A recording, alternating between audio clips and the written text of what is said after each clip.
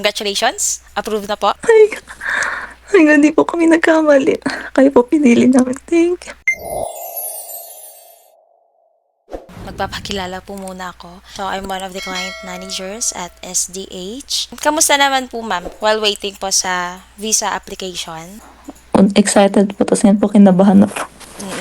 We're calling you today with an important update about your visa application because we just received an official letter from New Zealand Immigration regarding your general visitor visa.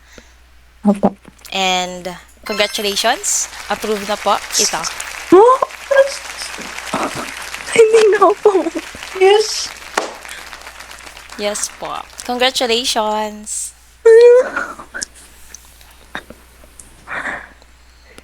Ma'am, hindi ka po nagbihira. Hindi po.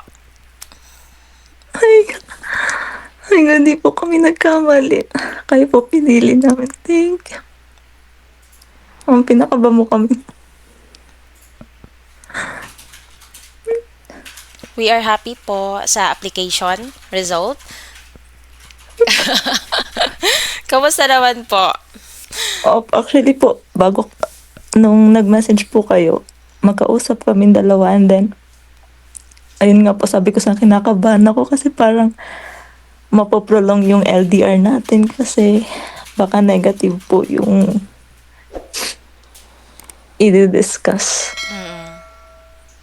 But thank God, hindi po. Ang bilis po. So, opo nga no. Parang Kailan 4 lang ba? days. Yun lang po, hindi po 4 days umabot. po kung hindi kasali yung weekend. Thank you, Lord. Yes, Alright. thank you, Lord. Ang galing nyo po. Plan po ni Lord.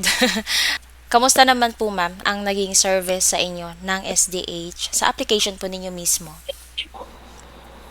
Actually po, wala po kaming masabi kasi lahat po ng questions, lahat po ng assistance po binigay niyo po talaga kahit po nung ilalodge na po, ang dami pong changes, ang dami po naming inad, ang dami po naming pinabago. Grabe po si Miss Leona, ang patient niya po, sobra pa.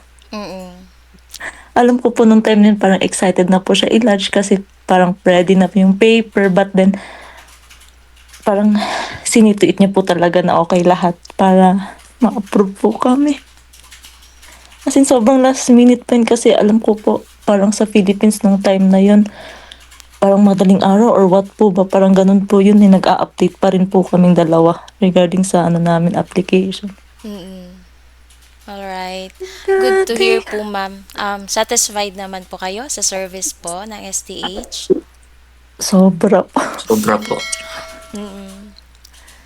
Actually, ang dami po actually po siya po kasi naghahanap po talaga nung kung sino mag-a-assist ng visa namin. Ang dami niya pong message, parang ganun. And then, nung nakita niya po yung sa inyo, tapos chinek po yung sa Facebook, yung mga approvals, ganun po.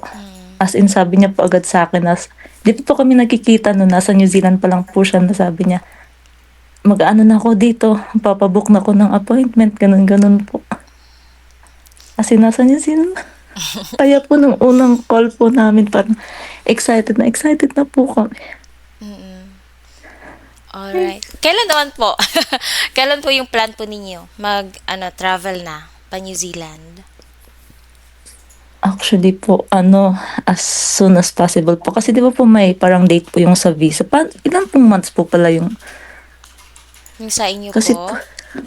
inisip po kasi namin, So, yung nakasulat dito, you can stay up to 6 months at a time. po, 6 months. Kasi po nag-check kami po ng mga approve. Ang nakalagay po either 1 month, 2 months, 3 months. Ang galing. Galing. Ang galing niyo po. Thank you, Lord. Thank you po. Any message po, ma'am or sir, sa mga kababayan po natin na naghahanap or nangangailangan ng guidance about naman sa NZ visa application nila or NZ visa plans nila? Ah, ang share ko lang, advice ko na wag na sila magdalawang isip kasi andyan naman ang SDH visa na magaling at willing talagang tumulong, gagawin ang lahat. Para po mag-end yung mga long distance relationship, especially po sa mga ganun, para po mag-unite. Huwag po silang matakot. Kasi gaya po namin, like, isang beses lang po kami nagkita. But then, yung, yung ginawa po namin na proof na yun, na in-advise niyo po na mag-submit ng ganito, naging malaking tulong po pala. At sa lahat po, kahit po nung una ang dami namin question, but ang daming requirements, ganito, ganyan. Yun po pala yung way nyo na para ma-approve po talaga kami at magsama kami. Kaya, SDH po, go na po kayo sa mga long distance relationship. Thank you po, ma'am. Maraming salamat po, ma'am. Thank Ann you. and Thank you Sir din John po, sobra. Rusner. Thank you po. Maraming Thank you po. salamat din po. And for future visa application, please don't forget na i-message lang po kami sa email and mag-book po kayo ng another consultation with our advisor para Apo. mag-guide po kayo pagkadating ng NZ. Kung ano yung kailangan na ninyo i-prepare earlier para hindi na kayo mahirapan.